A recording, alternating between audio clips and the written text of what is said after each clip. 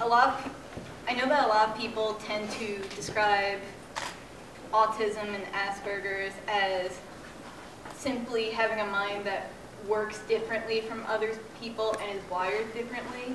And while I do believe that that definition is true, I feel like that doesn't quite describe it well enough, because I feel it doesn't quite give credit to the fact that everyone's minds work differently, even within neurotypicals. So the way that I look at it is an over-awareness of your own different train of thought.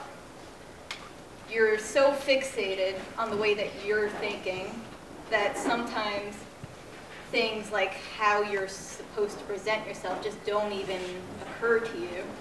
And I think that with my friends sometimes, this can make it a little difficult for me to relate to them, even though I know that they're incredibly amazing people, and I probably wouldn't be friends with them without my Asperger's, because I feel that's part of what has strengthened my mind to where I can compare to them. But I guess the way that I would describe it is, if you have like a grandparent or something who grew up in the 1940s, and they try to describe living in the 1940s to you, you've never lived in the 1940s. You could see a lot of movies about living in the 1940s, or hear about it from lots of anecdotes, but you've never actually been there. And if you're sitting in a conversation with a bunch of people who are from that time, and they're all talking about it, your mental image is going to be different from theirs no matter what. And trying to sometimes have friends outside of the spectrum when I know that in my head I'm that person in the 1940s and everyone else is just here in the present, in the now. And I know sometimes they must be seeing me the same way, that I must have this completely different image in my head from what they have. And that can be, while I think that I take it as a blessing in a certain way, because I don't think I would have succeeded the way I had if I didn't stand out for being different in some way. I recognize that sometimes that causes feelings of isolation, but I don't think I would really have it any other way. Like, I just accept it as part of the experience of being who I am, and I know that regardless of any social difficulties I have, the people who are there for me are. And I like to think that being an Aspie causes me to have relationships that go beyond the standards of social construct, simply because I don't understand social construct that well.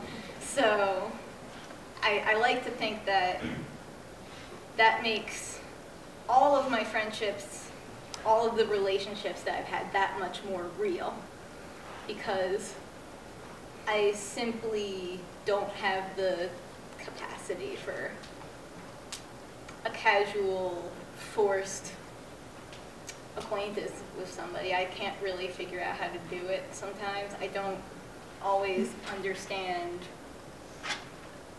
why I have to do things a certain way, I guess.